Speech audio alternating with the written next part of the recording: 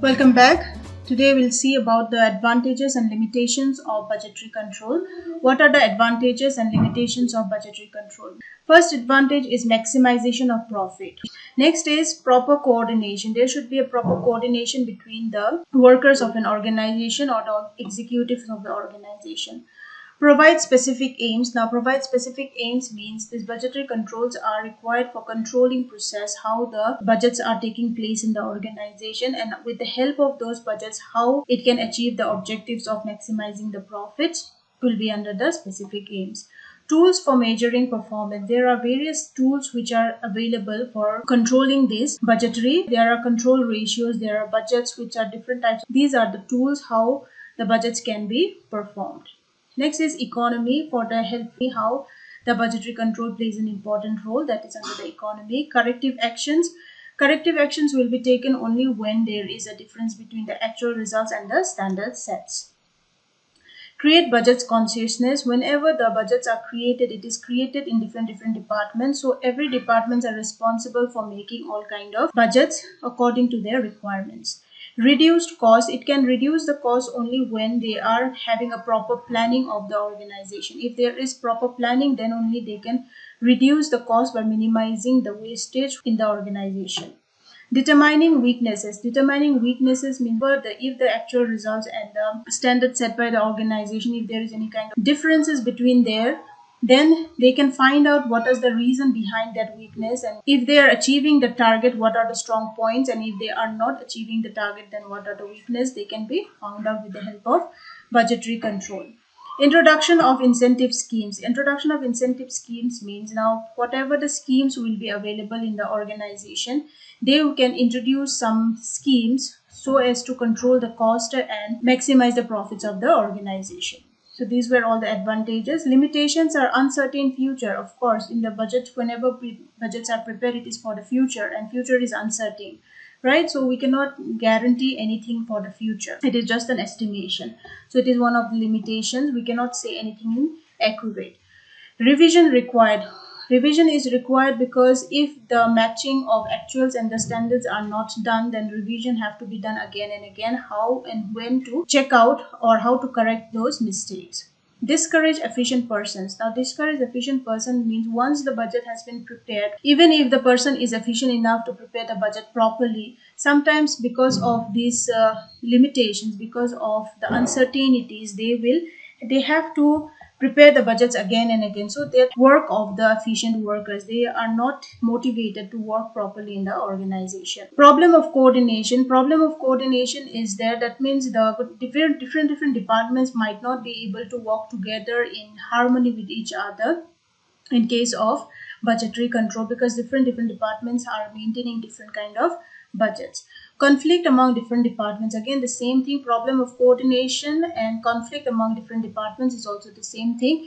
That means there will be certain kind of conflicts, there can be certain kind of fights between the organization while preparing the budgets in the organization. Depends upon support of top management. Now this is very important, because under the budgetary control, the main officer, that is the budget officer, it takes the responsibility for checking all the departments budgets, right? So for that reason, they always depend on the budget officer to check the budgets prepared by the different departments and the functional heads, and then it leads to a limitation, it leads to a disadvantage, that they depend mostly on the budgeting officer to correct their mistakes. So these were all the advantages and limitations of budget and budgetary control. Next, we will see the different types of budgets, that is a fixed budget and a flexible budget. Now, fixed budget, it takes into account only one level of activity. One level of activity means the budgets will not show how the volume of output has been changed. According to the volume of output, the budget will not change, the cost will not change. Okay, it is very rigid, it is not flexible. Okay, according to the changes in the future, in the expenditure, if there is certain changes in the level of activity, in the expenditure, if there is any kind of changes, these budgets are fixed for a specific period of time. So these budgets are not very much useful in making the budgets properly because they don't consider any kind of changes. Okay, it is just same. They think that the budget will be, the expenditure will be same for the future, for any time period. It will not change, level of activity will not change, the volume of output will never increase or never decrease. It will be same irrespective. Okay, they are not changing. For that reason, fixed budgets are prepared. Now, fixed budget they are not very good for implementing in the organization. So for that reason, flexible budgets were created. Now, what are flexible budgets? Flexible budgets are those which are taking into consideration the changes. Okay, they take into changes. If something is changed, how the budgets can be reformatted. If there is changes in expenditure, if there is changes in level of activity, if there is changes in volume of output, if there are changes in prices or cost of an organization, then also these budgets can be easily modified. Okay, these are the flexible budgets. And under the flexible budget, the expenses will be in three categories, that is the variable cost, the fixed cost, and the semi-variable cost.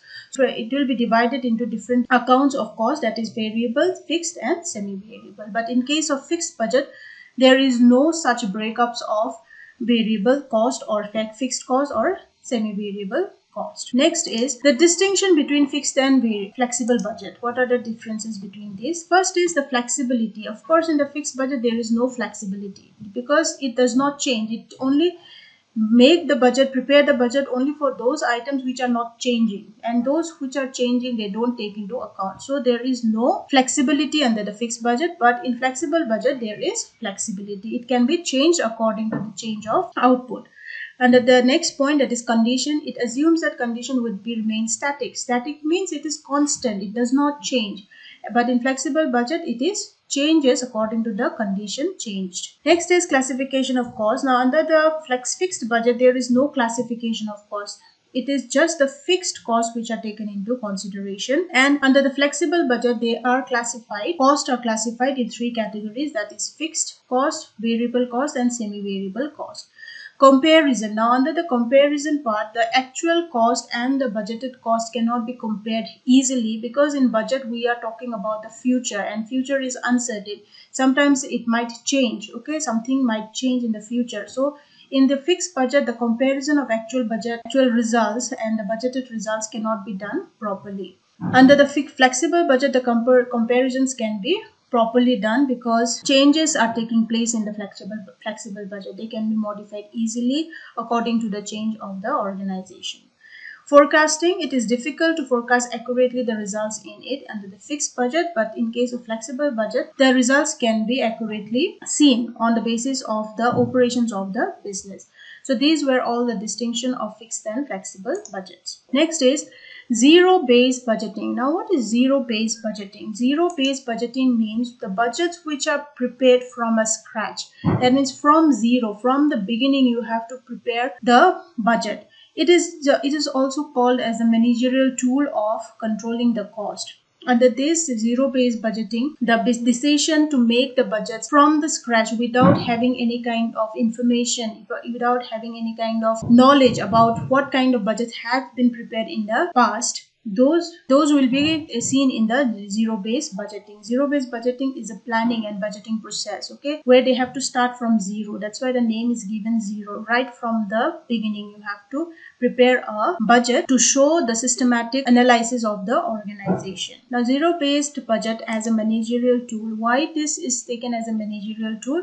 Because in managerial tool, the managers have the function of planning and controlling, right? They have plan functions. They have to plan according to the organization what will be in the future, and then how the differences can be controlled in the organization. So for integrating those functions of managers, the zero-based budgeting is used as a managerial tool. So these are the zero-based budgeting. Next is control ratios. Now, what are control ratios? Control ratios are the techniques of budgetary control. How the controlling takes place, okay, in the budgeting process.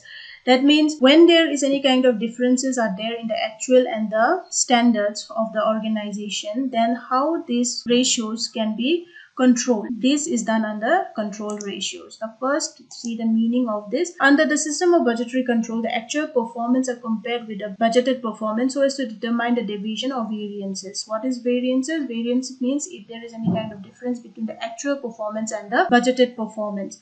And these control ratios are useful to find out these variances or differences or deviations. And it will be under the figures, in the form of figures they will try to find out. In terms of ratios they will try to find out. And if the actual performance is better than the budgeted performances, then these figures will be known as favorable. Okay, favorable means it is good for the organization, that the actual performance we have achieved is more than the budgeted performance. But if the actual performance is less than the budgeted performance, then the situation will be of unfavorable. That means it is not good. And if it is not good, what are the steps you have to take to correct those variances? Okay.